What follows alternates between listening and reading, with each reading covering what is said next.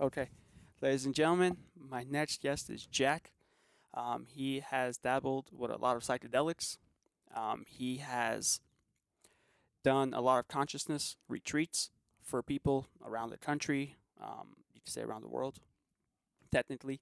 He's a super cool guy. He's just teaching me a little bit about spirituality, and we're just learning a little more about the spiritual side of people, their egos, and how there's like a world beyond this one, and how to get past the veil. Yeah, well, thanks for having me on. Yeah, man, of course. It's a pleasure. Some of my friends have been on already, so I felt a bit left out. So now it's finally my turn, Yeah, man. which is awesome. No problem, brother. But yeah, thank you. Uh, I guess it all started out with building Instagram accounts. I was really into Instagram when it first came out. I thought it was a unique and wonderful platform, and I could see the potential of it. And I started using it as like not your typical way. I wanted to make something a bit different. So instead of posting pictures of myself and here's me on a boat or here's this, it was a great platform to express myself, like the things I feel inside. You mean like your spiritual side? Yeah, like it was like there was never there was no outlet for me to really talk about these types of things, and not only that, but like interactive with other people with maybe the same mindset. So it was really interesting that once I started posting this kind of content, even though I was never showing my face, it was kind of like I kind of got a little bit carried away with just how fast the account was growing and how many people were kind of enjoying his content. And I didn't tell anybody I had this account for a long time, and it wasn't until it reached 10,000 followers that I finally even tell my wife, and I said, "Hey, like." I have this account being posted. It felt like this like little sneaky diary, Uh that huh. no one knew about, and I could just pull it out anywhere I was, and and post whatever I was feeling, or And you just had 10,000 people. people, yeah, But here's the thing. Were you posting like things that you felt from the heart? absolutely, And it yeah. wasn't like bullshit. I want to become popular. It was like let me just express myself in a creative Yeah, way. yeah, absolutely. I'm sure you're familiar with the book The Power of Now, Yeah, of course. and By Edgar Tolle. Yeah. yeah, Yeah. and I read that and listened to the audiobook multiple times. It wasn't until like the third or fourth time I was listening to it, and I was actually under the influence of a sacred medicine at the time, Mm-hmm. and it was that time. Even though I'd listened to this book or read this book multiple times, this was like felt like the first time I was really listening and reading. The words were hitting me differently on this How are they medicine. hitting you differently? Because the book, The Power of Now, is about being in the present moment, and Exactly. don't worry about the past. Don't worry about Exactly. the future. And you can know that theoretically, and like you could tell people, right? Like imagine someone was in this room right now and they were having a hard time in life, and you just said, "Hey, just be present. It's fine." It's like why are you making things so difficult? Just be present. It still doesn't really mean too much to them. Like they can maybe understand the concept of You're what you're right. trying to say, and that's what the book was to me. Like I was reading it, and it made a lot of sense Well, logically. you're alive, Like bro. yeah, Yeah, like and today you're alive. You woke up. The fact that we even walked here, the fact we even have light, bro. We're in a sheltered place and we're warm, and it's snowing outside. hmm Just be present. You have that. The other day I was in a bad mood because there was some fraud on my account. I had to go see a lawyer, and I was a little upset. I hmm went in, I drove to the front, and I saw right when I was about to walk in, I saw some lady that was paraplegic. Actually, she was quadriplegic. She couldn't use her hands or arms, and she was outside in the cold, and someone was giving her a ride. And I was like, "What the fuck am I complaining about? Like, I'm just worried about money and my hmm reputation. This hmm lady is like, she can't even move her arms and limbs. So like at that moment, I just had to center myself. Like the present moment, what do I have, dude? I have myself. It's okay. This too shall pass. hmm So I love that one. It wasn't long ago when I was found myself in Hawaii and I was sat on top of a rooftop, which gives the house I was living in, the roof had a view of the entire island. okay, So if you climbed up there in the middle of the night, which I do some nights of the week, it'd be lovely to go up there and I felt like I was on top of the world, literally, because when I'm on top of this area where you can see the entire island in the middle of nowhere. It's a plane 5 hours in any direction to get to any other land, and I just felt like I'm on top of the world. how do you? But when you said that this too shall pass, it's funny because I applied that then. I've never done that. It's easy to remind yourself, or not easy to, but we often remind ourselves when times are difficult, right? We always say to ourselves like, okay, it's gonna be okay. Like this will pass. This will pass. It's rare that you'll find someone who's living it up. Like having a great time in life and everything's working out just fantastically. It's rare you'll find someone be like, "Oh, don't get too attached to this because this too may pass." Or you just stop and be in the present moment and say, I'm so thankful this is Exactly. happening. So I was just incredible. Like I was feeling so on top of the world, but I had to remind myself, I had to pinch myself, like, this might not last forever. How do you have that feeling all the time? Because you can. Hmm.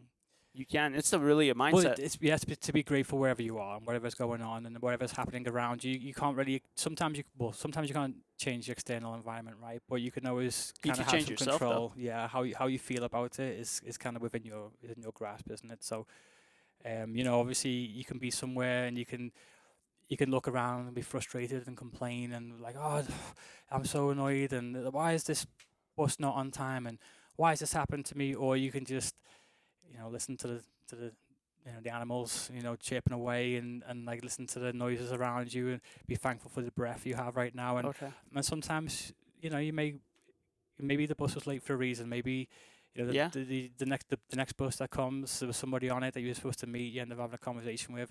But that's all like as well. Like they have to have that mentality. If you don't, then you'll be angry on the bus. You'll bring that negative energy onto with the bus with you. Be all mad. Not want to like maybe someone will offer you a seat, but like you'll look at them and judge them and think, I'm not sitting next to them. So it's all this mentality. Whereas if you have like a more positive, open and correct attitude, not that there's a right or wrong attitude, but in the sense that you're just more open, and then the same situation happens, the bus is late, but you're happy to get on the next one anyway. And you get on, you're in a good mood, high spirits, and then someone offers you the same seat, and you think, oh yeah, oh thank you so much. Like I'm very grateful that you offered me this seat, and even though they might not be the, a person you may have judged by appearance, that wouldn't be the kind of people you would associate with per se. If you have that open mind, who knows what this Yeah, conversation might yeah. lead to. And you I might get end it. up being best friends. You might end up, having some wonderful experiences and So, connections from that. tell me a little more about the podcast. I mean, not the podcast, the Instagram account. So, why do you think it got popular so quickly? Is it because the people nowadays more than ever they have a need for connection and world oneness, but we've forgotten that. And your podcast had the word consciousness in it. Yes. So I feel like we're all one consciousness, Yes. and we all want to be connected, or we all want to be a part of something. Do you think that's why your podcast, or people to resonate with you, or Yeah, they vibrate with you? I think as well, right time, right place. This is it was a new platform. Obviously, we know how big it is today, so the potential was always there for this platform to grow huge. And I guess it's all about supply and demand. So if you've got a platform where everybody's posting selfies, and then one account's posting spiritual wisdom, it probably can't help but grow because the demand is there. A lot of people are looking for this kind of I feel like information. it's a little more than that, bro. I feel like you're coming from like a heart, from your heart, Mhm, and you're just trying to just open yourself up, dude, to mhm, the universe. And other people are just trying to get quickly mhm, famous or rich, mhm, And I feel like people resonated with you more, mhm, and they saw the genuinity. mhm. And then it got bigger. Yeah, we could touch upon that a little more. What was fun is that because I never revealed my identity, I did a poll once and I said like, who do you think owns this account, like a male or a female? And it was like a questionnaire, and like it came back like 89% female. Really? I Well, just laughed. well, And that just means it you're. tickled me. It's okay. It's okay Yeah. to show your more feminine side. Well, I mean, I've been doing like meditation retreats and like I do like yoga and stuff, and men would hug me, Mhm, and I thought it was creepy. mhm, Like you fucking gay, get away from me, mhm, just random strangers. mhm, But and then like I stopped and I thought about it. I was like, why do I feel this way? And I'm like, is it really them? And these guys were normal people. mhm, And no, it really wasn't them because they all had wives, very successful. I'm like, it's actually me that feels uncomfortable. mhm, And like something along the line, someone programmed me where I have to think that if I hug another man, mhm. there's something wrong with me. But there's I had to unprogram that. So now I'm okay with hugging other men, no problem. I love that. I love that you said that because I had an experience like that myself. So that's what inspired the event as well. When I was younger, as a teenager, we in England, where I'm from, in Liverpool, it's known that it's a bit of a rough around the edges kind of city. Okay. If you want to fit in, it's a good idea to maybe shave your head, wear what everyone else wears. No, don't do yoga? Kinda, yeah, don't do anything out. Don't do anything too weird. This was back then. I mean, things have changed over generations and decades, but back when I was younger, if you want to avoid trouble, it was best that you just fit in and don't do anything too abnormal because you will.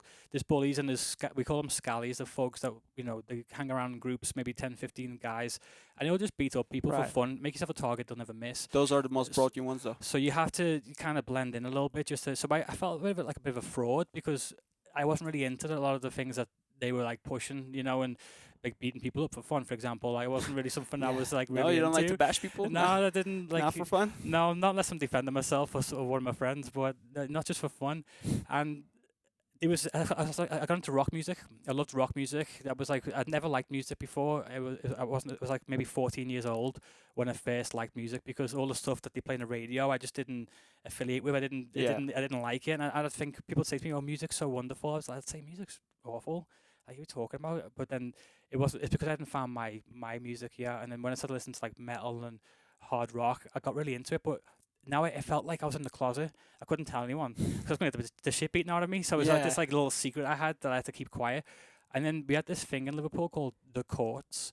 It was an area where every Saturday, just random. I don't know who put this together or how this happened. All I know is that it existed, and about 500 to 1,000 people would show up at this area in the city, and just like all hang out, like all the rockers, all the punks, All the outsiders. all the outsiders. Yeah, yeah, yeah. All the rebels. And this is when I had my first experience of being hooked by guys, because I showed up in my like tracksuit, like I was Oh. too scared to like I wasn't gonna wear like goth clothes or Limp Bizkit t-shirts, or I was too afraid to do anything like that in case I got saw or caught by a friend, or so I just kind of show up to these things just kind of like all nervous and like kind of like stay away from me kind of thing, protecting myself, and then everyone would just embrace me. Like they didn't care like what I was wearing or like who I was. They'd just be so happy that I was there, and they'd be like, "Welcome," like, "Oh my god," and like everyone was just so huggy. Like I go to this place, and then I got like way into it. I was like, I love this place. Like this is so different than the people I usually hang out with and the crowd I'm usually with, and everyone's just so warm and welcoming, and they're so unique, and they're all like no one's afraid to be a bit different or have their own unique style. And it wasn't long before I was hanging out there, and I found my own little unique style, and I was dressing differently. And yeah, so like the first time a guy hugged me there, I definitely froze, and I was a bit like, "What are you doing? Like, do you want to fight?" kind of thing. And then obviously fast forward the year, and I was hugging everybody there, Yeah. Yeah. and that kind of inspired the event a little bit too, because I missed it. I was like, it's a shame that these things only exist for like young teenagers or young kids who like when does it all change when does it all stop where we're all just expected to just stay indoors now and watch TV, and there's like When you believe that concept, bro, really, yeah, I think you you're have to right, buy into it. because that was my whole talk at the event. I'd say what we're given by society is just like clubs, nightclubs, bars, places that are just like associated with Recommend- alcohol. Yeah, For seriously. starters, like you find me a nightclub that doesn't sell alcohol, and there's very few. And then number two, it's just a whole, why do we have to meet at 9 p.m. when it's like so late and stay up to all hours? So the whole concept was like kind of born on, I want to create something that's like in the daytime, Mm-hmm. take the alcohol away. I'm sure we can still have fun. I'm sure we can have a good time without these things. We did. It was wonderful, and unfortunately, not unfortunately, very fortunately, but it did begin to get associated with psychedelic use. A lot of people found it as a Yeah. safe space to go and do it. So we had a few incidents there because obviously, without proper control, where people But would this take a is little bit people too will br- much. but But maybe people they will bring needed the their own healing. psychedelics. You can't control that, bro. Exactly. It's not like you're promoting it. Exactly. But I feel like there's that connection where people want to be very spiritual, and then there's like psychedelics, which is why I told myself I'm not going to do it because I could do it without it. But you said psychedelics is a lazy man spiritual. What did you say yeah, earlier? it's a shortcut to enlightenment in a sense. Yeah, well, I mean, like I said, I meditate like 2 hours a day. I already did like 45 minutes. I'm gonna probably go home meditate like another hour, hour and a half. But that requires work, dude. That's Yeah, 2 hours slashed out of my life. Mm-hmm. But I feel like when I do it, I consistently meditate every day. Like my life is getting a little better, a little better. I feel like people that do psychedelics, some of them really need it. Like we said, people that have like PTSD or certain situations where they can't really meditate, they have to do it, but it cures them of their illness. But I feel like some people just do it because first it's trendy to do ayahuasca now. Like Yeah. let's go to Peru and Mhm. fucking do drugs. Like no, like that's a very special medicine. I've been to Mhm. Peru. These people take it very seriously. It's been around thousands of years. It's very sacred. People just want to do it for fun. Yeah, I feel like there's a portion where people want to do it because they need to or they want to find themselves. I think that's okay. But to constantly do it, I don't know. Well, I like that because they say once you've crossed the river, why are you hanging onto the canoe? And that's how I see it. Like, if these tools are perhaps ways to enlightenment or to bettering oneself, how many times do you need the lesson? I mean, fair enough. I'm not judging. If someone feels like they need to do LSD 1,000 times and until they get it, then I respect that. Sure, do what you gotta do, but Nah, I would probably. I feel Nah, like I don't agree. I don't think that you need to do it that many times. I feel like the lesson will come eventually. I don't know. Maybe it takes some people longer than others. I'm not sure, but once you've learned it, like, or once it's been taught, or once you kind of understand what it's trying to show you or trying to teach you, why continue? I mean, do you need a reminder? Did you fall off path? What happened that made you want to go back and do it all again? I Yeah. don't. But I guess it's just different mentalities too. We spoke about like how what we believe is so important, and if some people out there don't believe LSD or mushrooms or anything like that has any spiritual value whatsoever. They just see it as pure recreational. Let's get trippy. Let's go to the rave. Let's have some fun. Let's have a good time, and that's how they see it. And if that's how they see it, then I guess that's all that's going to manifest from it. Yeah. Is But a funny trippy time. but those people are escaping reality. When I know different people, I know a lot of like meditation coaches, like very serious people with families, and like spiritual people, or like health coaches. They've Mhm. done it once Mhm. because they need to cross the river, Mhm. but they just let go of the canoe, like you said. Mhm. And they're like, I had to go there because I didn't know how to get there. And Mhm. once I got there, now I could meditate and get to the same place, Mhm. no problem. That's for spiritual, but the people doing it, escaping reality, those people really need to sit down and just reevaluate who they Mhm. are. Yeah, no, I agree. Yeah, it's a strange experience, and I mean, I got people have called me shaman a few times, more than one person and more than one time. But I'd always be very careful to try and discourage that kind of talk because I did feel it was rather offensive to the indigenous people of like people like Peru, places like Peru where it's been passed down from generation to generation from grandfather to son, and it's went through like decades or thousands of years of of generations, and they've really been kind of raised in that culture, like brought like born into a culture and raised their entire life to become this medicine man, to Hmm. become profound at what they do, which is healing people and using these medicines and tools in the correct way, in the most optimal way, and for someone just to say like, "Hey, thanks, you're a shaman too," it's like I don't think I am. No, It's, I not, mean, it's a bit different. So, maybe we are in an age though where there's a lot of people waking up, and a lot of my friends would say to me, "This is the age of the white shaman. We need the white shaman because we have all the indigenous shamans. They exist. Their cultures. They know what's up, and there's a lot of wise teachers out there. Of the indigenous type. In South America and Africa, but unfortunately for me, speaking as a white man, I feel like white culture may have lost its way a little bit, and I do feel like these tools and medicines may play a role in why we've lost our way. We've kind of forgot who we are, and we've kind of like we kind of look down upon these tools. Not only do we look down, we've demonized them. big time, bro. It's We've made them illegal. illegal. Yeah, If you do ayahuasca in the you can be states, you can be locked in a cage, for years, indefinite amount of years. time for just exploring your own consciousness, which I think is absurd.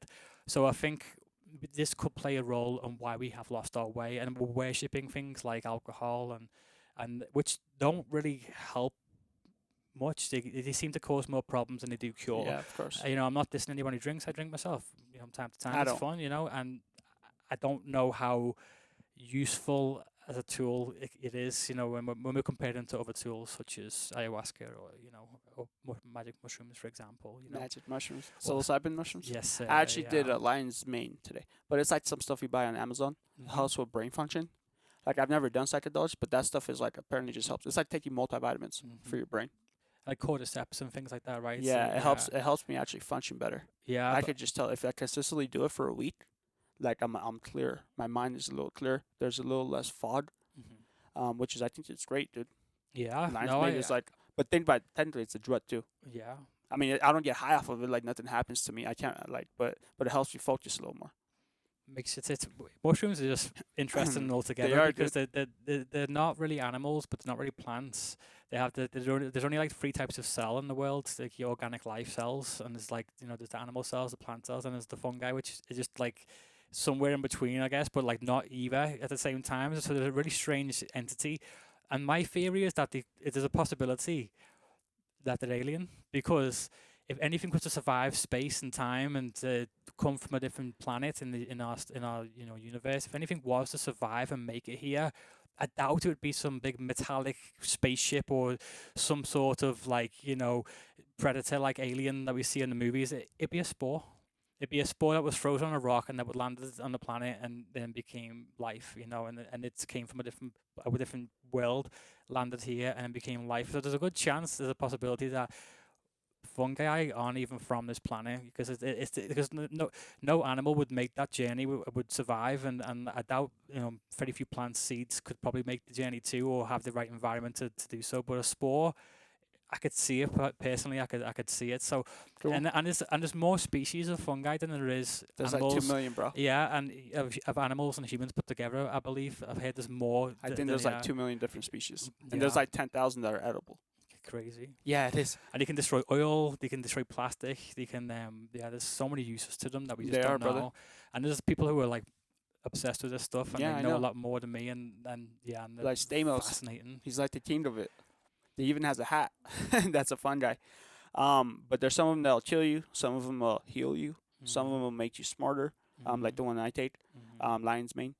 And there's some of them that'll just give you a psychedelic trip. Mhm. Have you ever seen entities, dude, doing psychedelics? The witch. Entities?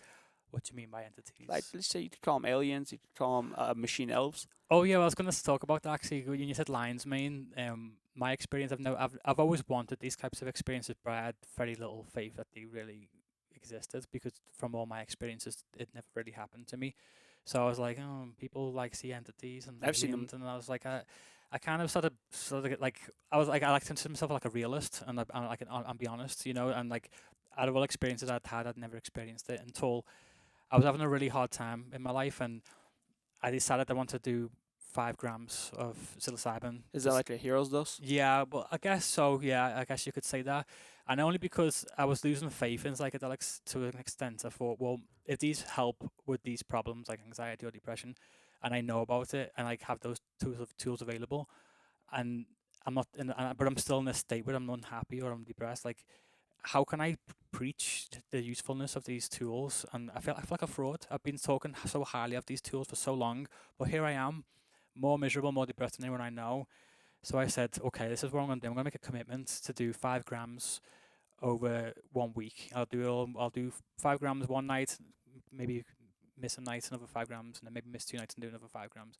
And I thought to myself, if this doesn't help me, then I'm going to be really honest about it, and I'm going to go, public about my opinion, and just say, look, I'm not judging anyone, whatever. I had this experience, didn't help me, made me worse. Just want to be honest, just like experiments, to, be a pioneer, take one for the team, so to speak. And the first 5 grams experience I did, I didn't even need the 2 experience. The other 2 experiences were pointless. After that first experience, I was completely helped in every way, shape, and form. I had the most miraculous, wonderful night of my entire life. Tell me. And it was, What happened? And the entities that I met were they were like lion, like cat-like entities. They were like cat humanoids, and they described themselves as from the Lyra star system, so you can call them Lyrans, I guess. And it's an old bloodline. It's an old race of beings that have been around for a very long time. So they're spiritual beings. Yes, and apparently that like my spirit was kind of related to this, and even though they're so far away, like physically, like not to be afraid, because like they're always with me in spirit, and like that's my family. So they were trying to make me feel like, but now I'm not trying to speak of the nature of this reality and how real it is, or I'm not going to try and convince anybody that Lyrans exist. Or Okay, how did it help you though? How did it help you? it helped me just because it made me feel not alone.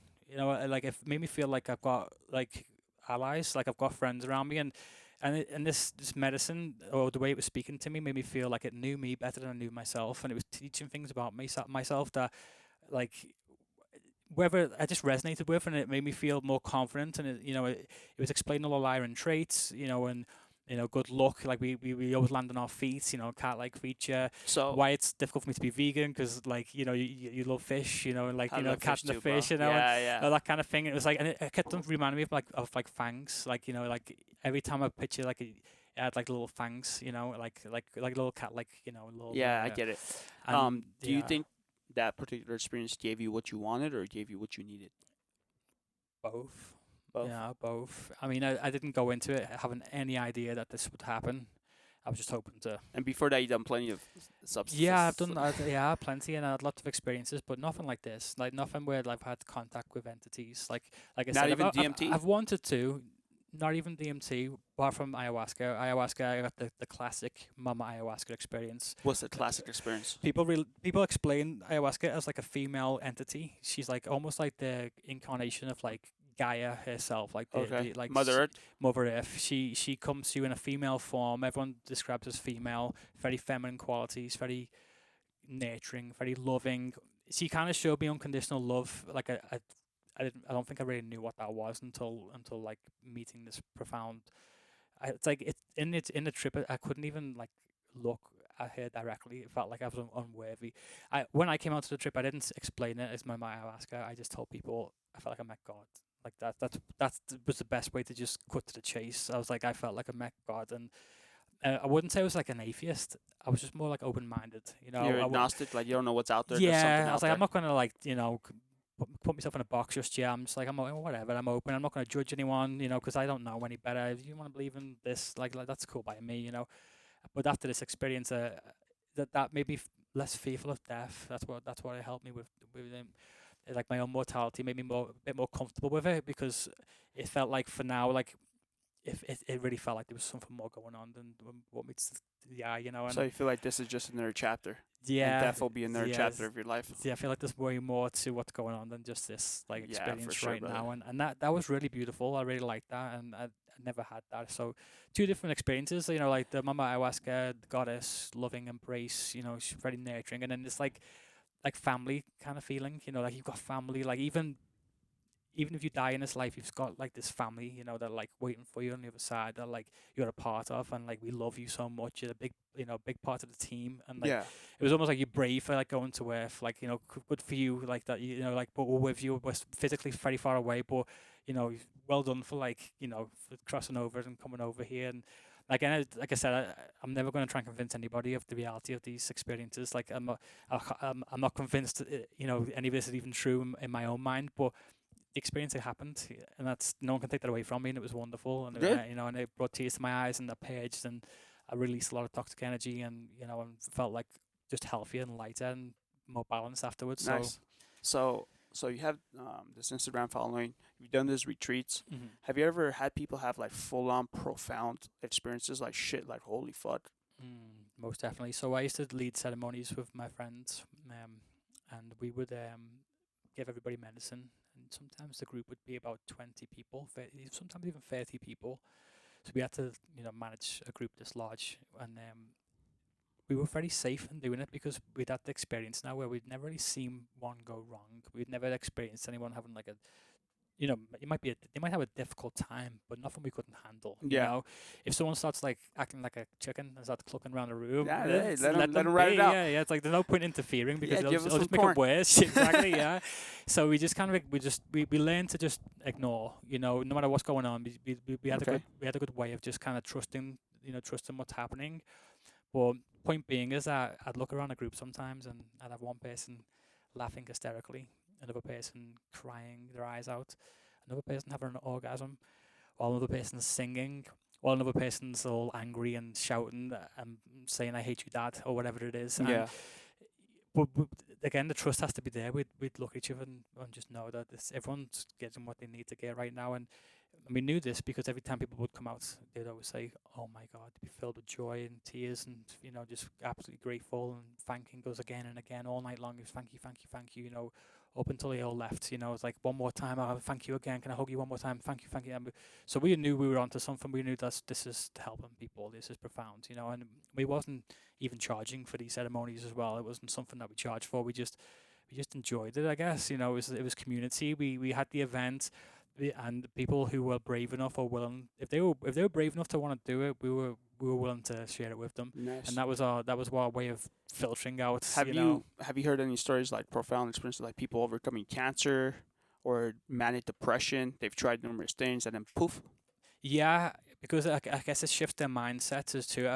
I believe that like, I mean, this isn't probably not absolute for everybody, but if someone gets, you know, illness, it's some sort of spiritual affliction. You know, if maybe they've mentally given up on life, maybe they're so down on themselves, or they're so unhappy that things start manifesting physically, Hmm. and they could be these types of things like cancers or whatever else is, which is unfortunate. But sometimes when someone has this experience, one of these psychedelic experiences, or just like what you said with your meditation or Kundalini, it doesn't have to be psychedelics. It can help them because it's not the physical thing that's changed. It's this now their mindset. Yeah. They want to get better. They want to heal. They want to be here now.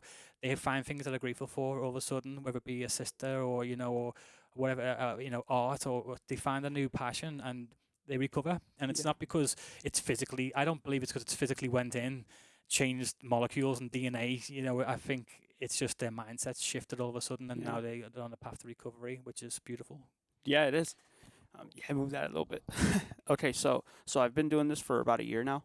Mhm. I talked to a lot of like practitioners, a lot of healers. Most of them are amazing, Mhm. and they're very humble. But sometimes like I hear or I meet people that are like spiritual healers or practitioners or like little mini gurus, Mhm. and they have like a unhealthy ego. Mhm. You call it the spiritual ego. Mhm. I mean that's a great term to put it. Mhm. They have a very spiritual ego, or some people that are like Yoda people, or like very like into meditation and stuff, and then they look down on people that don't do it. Mhm. So like I'm here and you're there, but Mhm. that's the opposite of what you should be doing. Absolutely. What do you think that comes from, brother? I think I like Alan Watts. Listen to a lot of his talks. Oh, He seems he's old very school. wise, yeah, and I do like listen to him. And he believes that the human condition is so like we just always want to one up, and he'd have jokes where people would come to him and say like, how do I, become enlightened like you? And he'd say, well, why do you want to? And he's like, oh, because if I was more enlightened like you, then I would be better than everyone. And it's like he's almost trying to catch them out in the sense like, what's your intention? Keep on, come back to intention.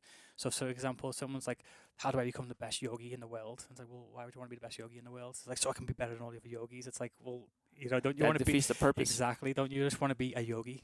Why you have to be the best? Yeah. And it's like, so the trap is like the moment. I mean, I guess we're back to beliefs, so I don't want to speak in absolutes again. But for me, we're all equal, and the moment you find yourself putting yourself above somebody is the moment you've already lost. So, and also the same, we shouldn't be intimidated by anyone else either. Nobody should make us feel like smaller. We shouldn't be looking at people thinking like, oh, they're so much better than I am, or like, they're so much greater, or they have more value than me. Like we're all just potential at the end of the day, and we're all just equal potential. What we decide to do with that potential is up to us, but it doesn't make anyone better or worse. It's so what you're saying is about how the spiritual ego can become a little bit toxic sometimes. Is someone can say it's like the power now. For example, we talked about the book earlier.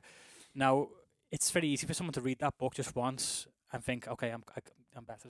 I've figured it out. Like now I'm better. I And mean, that'd be awesome if they did yeah, figure it out. and they go, yeah, I'm awesome. Like now I can preach to everybody how stupid they are. Like and No, that defeats the purpose. exactly, and I think that's what can that's what I mean by the spiritual ego. How it can become toxic because they might read this book and then someone's having like a difficult time and it's like, oh, well, you just don't get it, do you? You don't really understand. Like maybe if you read The Power now, you'd understand. But that's no different than like just reading the Bible and thinking you're better than somebody or the Quran. It's like you don't read it to be better than other people. You read it to better yourself, and usually when you're better than yourself, you come to an understanding that everyone deserves love and respect. Whether it be the garbage man or whether it be the CEO, of a huge company, doesn't matter. You deserve equal respect. And obviously we all do it. The human condition. We can't help but judge sometimes, and we can make snap judgments by accident, and we can be completely wrong about people as well. And Yeah. we all get humbled from time to time. I like to not burn bridges because it's happy. I've been humbled in life where someone you've you know disappointed or you've done wrong might end up needing a favor from them one day, and it's Yeah. life's funny like that. So you've kind of like talked down on somebody, made jokes about them, or oh, this person's stupid or something. And next thing you know, that like you need them now. Like somehow they've come into into your life and you need a favor, and you're thinking, oh, if only I'd been more respectful and nice, we wouldn't have this problem now. Like this person wants nothing to do with me because I've been so ugly to them, and I think that's it's life will do that to you. I'll give you some lessons and it'll humble you as much as it can. I feel like That's funny, bro. Because there's a girl I really liked. I'll tell you this funny story. Like about 2 years ago, and she knew I really liked her, and she has a kid or whatever, beautiful girl, super successful. And then one night, whatever, something happened. We got drunk. This is when I used to drink. And I told her I really liked her and I want to start dating her. And she's like, hey, you know what? I really like you too. And then whatever happened the next day, and I'm like, hey, can I take you out during the week? I really want to get serious with you. And she's like, yeah. And then she ghosted me. Dude, she just ghosted me. Didn't pick up my phone call or my text. But I knew she liked me too.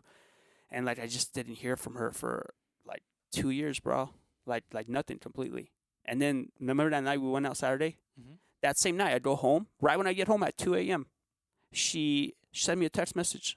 She's like, hey, how you been? I just want to apologize. I shouldn't have done that to you. It's really wrong. I'm like, what the First, I thought she was just drunk, and drunk text me. I'm like, are you okay? I hope everything's okay. She's like, yeah, I'm at home. I'm fine. She's like, I just want to say I'm sorry. She's like, you're a great guy, and I should have never done that to you. And Wow. yeah, she's like, if it's not too late, maybe we should just go out and see where it goes. And I was like, should I respond to her? I waited in the morning. I meditated, and I was like, no, it's already late. You know, I don't really want to have an intimate relationship with someone that's just gonna ghost you. So Wise. that's funny. Yeah, It's yeah. like- So you'd never know, dude. yeah. 2 years later, but I mean, I'm like, hey, like if you ever need anything, please let me know. I'll be there for you. But like as far as me and you being intimate, that's not gonna happen. Yeah. It's just not gonna happen. But I mean, I just don't feel that way for her, you know, anymore. Like after someone like does that, like, do you really want to have an intimate relationship with them? No. So what if they turn around and do it again? Exactly. No, that's Seriously, very, bro, very like, smart. imagine- not everyone has the willpower, self discipline to to do that. And again, if we're talking about like there's more to this life than what meets the eye, now if you go down that rabbit hole, then like maybe things are put in place. Like maybe there's a hidden hand, Mhm. like doing like kind of manipulating things, and like you could just fall like hook, line, sinker into traps. And like that are set up on purpose. Like and the wise people can see the traps, from a mile away. That's like a good ninja Yeah, would see yeah. this set, like, oh, good, Well, nice try kind of yeah. thing. But, someone who's a bit more naive would just fall right into the hole, and just Yeah. hit every single thing on the way down too, and I mean, and she's super beautiful, educated, and has a good job. So there's a line of guys that would date her. And I was one of those guys. But like now it's like, God, I'm gonna pass up on it, dude. So you never know. You just always want to be nice to people, bro. absolutely. Or even if you don't want to be nice, be polite. Yeah. Like that person. I don't want to name him, Mhm. but remember when I said I really respect him? We were talking about him earlier, Mhm. and you're like, why? Well, he's super rich, Mhm. and I'm really not. Mhm. But every time like I see him, he gets up and shakes my hand. That's like respect. And you said people like Respect, that so always important, go ahead yeah. in life. Yeah, they do. And I just for that single fact that he does that, I noticed that. And he's always like kind too and very generous. But just that one thing, I really respect that, like above a lot of other people. Absolutely. And usually when it's genuine too, like they didn't read it in a book, like and it's like it's manipulative, like if I do this, I can one up, Yeah, yeah. So I don't think it works that way. But when someone's just genuinely like got a good heart and like respectful of other people, yeah, I feel like they do tend to go further in life. Yeah, they do, bro. Because Because people want to help them. Yeah. I feel like there's but you can't fake. You can fake that, but temporarily. People You get eventually caught will. eventually. Yeah, you get called eventually, or people see through the flaws. Mhm. But people that genuinely do it, that I don't know, there's something about like you just want to help them. So it's always good to be nice to other people. But about the egos, why do you think people develop that? Because even with that guy, that hot yoga guy, Bikram, Mhm. I think he came to the U.S. Mhm.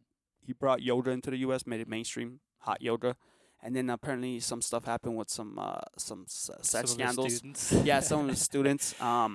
But if there's this documentary on him, I haven't seen, but Oh, apparently it's amazing. I've watched it twice. I've heard he's a super nice guy, bro. Mm. Like I've heard like he's super nice guy. But here's what I think. Here's my personal opinion. I don't know anyone that was a part of it or him. He's in his 50s. He brought yoga to the U.S. His all these hot, sexy, beautiful girls that are younger than him, half his age. Mm. He wants to be professional, and they keep throwing their pussy on him Mm. all the time, and keep saying no. But eventually, something happens. The girl leads him on multiple times, and then he sleeps with one of them. Maybe he sleeps with another one. But he's this icon. Mhm. So the girls are like, okay, so now you have to be with me. And he's like, no, I can't do that. And then they fucking turn on him. Mm. Maybe they just turn on him. But he's human. I don't think he was like, I don't know, like holding him down, tying him up, and banging him. But I think something like that happened where they let him on. Yeah, my wife, or I should say ex-wife now, she was super intuitive, and I give her that. She was very intuitive. I really respected that, and she became pretty good at yoga. She got a pretty good following, and it always helped to do them at the events because it spread the word fast, and sometimes you'd have probably our biggest classes were probably at the events because maybe 100 people would take it at once, which is crazy. At this festival that used to hold. Which is crazy for a yogi, to have she'd have to go in the middle and have everyone surround her, going in a circle. Because you couldn't just be like front to back because it wouldn't fit everybody. Yeah. And she always had a bad feeling about Bikram yoga. She'd always be insulted or offended if I was even interested in participating in Bikram yoga. And she just had her own opinion, which is fine. Each their own. But she didn't know who he was. She didn't know any of this backstory. She just was like, I know yoga, I love yoga, and I'm telling you, that's not a good yoga to do. She was the hot convinced. yoga. It's not just it's hot. It's a sequence, a series. Oh, yeah, okay. And it's always the same. It doesn't change. It's a sequence of sets. Correct me if I'm wrong. I'm sorry if I'm wrong. I don't know either, bro. From what I gathered or from what I've learned, it's a sequence, and some of the sequence is a bit rough and the joints. It's not as healing as being a bit more creative, a bit more flowy. Well, I'm just quoting here now, so it's not even my words. But so she got a bad vibe from him. She didn't like it, and every time I'd say oh, there's a yoga studio just opened down the street, we should check it out. She's like, it's Bikram. I'm not doing Bikram, and I'd be like, I'm just a yogi noob, so I was like, it's right there, let's just go and do it. Okay. And I'd tried it a few times, and I'm not hating because I've enjoyed it, and I've done Bikram many times, and I've actually quite enjoyed it. It doesn't bother me. I actually like the hot heat personally. I know that's a factor of Visual Yoga, is the heat. And I don't mind doing the same sequence because you can kind of see the progression as well, in a sense. Yeah. It's like, oh, I've done this 14 times now, and I can tell that it's getting a bit easier on my body, and it's a bit. But back to the intuitions, it just felt like when this all came out, the scandal, it just made me think how did she? It's almost like she knew before, she's almost or maybe she just got lucky with the call, which is it's almost like I knew it kind of thing, I'm not surprised that he was a fraud. I don't think he came out right off the bat and he was like an evil guy with evil intentions. I feel like he came out with pure intentions. I feel like a lot of these yogis or spiritual people do, but down the line, I think power and just being worshipped tends to get the best of them. Because honestly, they're human, bro. I couldn't have said it better myself. They're human, bro. I absolutely agree. I'm with you. I think he may have came with absolute pure intentions, and power corrupts, and absolute power corrupts absolutely, doesn't it? So it's you're right. He's surrounded by young females every single day. It's a very sexual environment, yoga. That's how I know a lot of yogis and friends of a lot of them, and they tell me that when they do these retreats, for example, in India for 6 weeks, it just gets heated, because you're moving your body so much, and you're always you look, you've got people next to you who are probably in good, decent shape as well, and they're bending over and doing all kinds, and you're just doing that all day, every day. And energy builds up, and bro, it's contagious, and we're sexual beings. We can't hide that. We can't deny that. It's just the way we are, and. If you got it's a good test. Like I said, life will sometimes set you up, and you could fall into the trap, or you can be wiser and be a ninja and see the trap from a mile away. Now you could look at it two ways. A girl could be throwing herself at him, and you could be like, oh, I'm not stupid enough to do this. I'm going to be careful. I've got a wife. I don't need to do this. And he could have the discipline, and he'd probably save himself a lot of trouble. A lot of drama came from this. But one way, I believe he's doing okay now in Mexico, doing the retreats there. But we can't deny that this must have been a headache for him. At the very least, it was a headache. All the courts, all the fees, all the. Well, he had to run away. Exactly. So that's so. Maybe that was life's little trap for him. You're so great, you're so powerful, and we're so proud of you. But we're not gonna just make it easy though. We're still gonna give you little tests, and see how you handle them. That was a big test. And that was a big test. And I'm not here judging because I don't know how I would be in that situation because I've not been in that situation. I've never had hot girls throw themselves at me, bro. I've never been a famous really? yogi. I had to work for it. Surrounded by lots of young women. So I don't know how we can't say how we do things until we're that person, can we? So it's just a part of the source. I think the situation. The best thing, just don't be in that situation or take yourself out of it. But day in, day out, I'm sure and I've actually been to these meditation retreats, and bro, it turns into fucking a sex fest. Yes. I don't really participate in there too much. It does. Because of when I go and spend $5,000, I'm there, bro. Yeah. I'm not there to have sex. I'd have sex for way cheaper. You know what I mean? You go there for a week, you want to be focused. But when you do the Kundalini breath and you're channeling energy from your spine, dude, it just makes you really horny. and then you have a room full of 1,400 people doing the same thing, and then that energy that you have, the electromagnetic field, bro. Imagine it becomes 100 times bigger, and then it becomes 1,400 times bigger. And you know what? Yeah, like Incredible. yeah, that's why I can see why these people that are like these self-made gurus or practitioners, you call them healers, dude. Like they fall into that trap, and it is a trap, bro. Well, it's a motivating force, whether we like it or not. You know, like a lot of guys, for example, do every. I was having a deep analysis the other day, and I was thinking, why? I think it was, someone was on Instagram talking about how girls are fucking lazy. This was his point, that girls are fucking lazy. You show a girl how to make, $500 in an hour, she'll make $500 a week, because she'll just work an hour a week and be like, that's good enough for me. If I make $500, I'll just work an hour. I show a guy how to make $500 an hour, he'll work 10 hours a day. Yeah. And I was thinking about it, and I was really trying to do a deep analysis. Now, I'm not trying to be misogynistic or generalize get what you're males saying. and females. I'm actually using his point, not mine. So I'm not trying to cause any offense. But it made me deep analysis, made me think about it. I was like, is there any truth to this? The only conclusion I could come up with, if there is truth to this, is that males they have a motivating force, which is to get females. Yeah. And if men are rich and successful, they're probably going to have access to more females. It's why probably why there's more male DJs. There's more drive. The male wants to be a DJ because he's thinking about all the girls he's going to land. Not just that, brother. So there's more drive. So not that girls aren't interested in being DJs or producers, or just having that one plenty. girl, Yeah, and giving her the world. yeah. There's plenty that are just genuinely interested, and there's plenty of guy DJs too. I'm sure. Yeah, I'm not trying to but generalize the here, ratio is different. but yeah, the ratio is completely different. And again, my hypothesis is that it's just because they're probably thinking with a different motivating factor. It's what gives them that drive. It's why we, guys just have this hunger for success as opposed to girls, because girls aren't really. They're looking for the man, and the man's trying to be the man. So it's different. I feel like the females are thinking, okay, like I want someone who's like steady, successful, you know, and can take care of me. And no one blames them, bro. Exactly, and that's fine. Everybody- So they don't need to make X amount of money each year. It's not that important. But I know- the guy who's going to take care of them, who makes X amount of money. That's like more natural. But I guess society today is kind of convincing women to be more independent, and you don't need a man anymore. And like you can be just as successful now, and like you can. which you can, and I feel like that's kind of almost like a bit of an agenda kind of pushed on us a little bit. I do feel like It is. Yeah, I understand what you mean.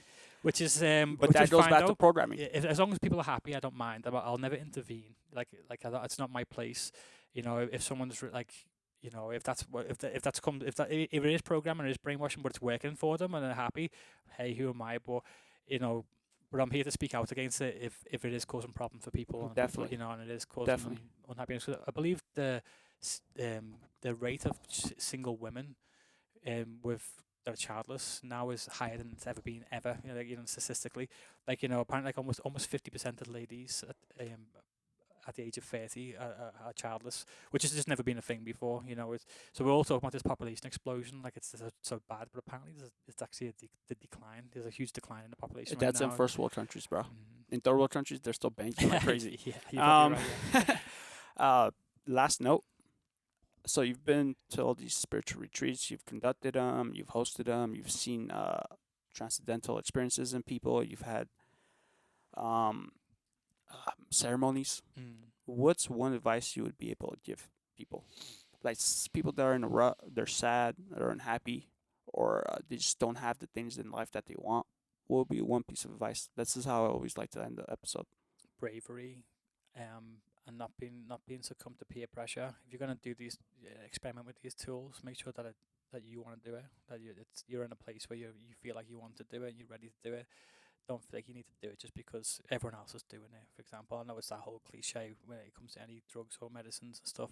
You don't Like, need anything. Yeah, I think for yourself, but like you have to feel ready, and I think you'll be rewarded if you're brave and you feel ready.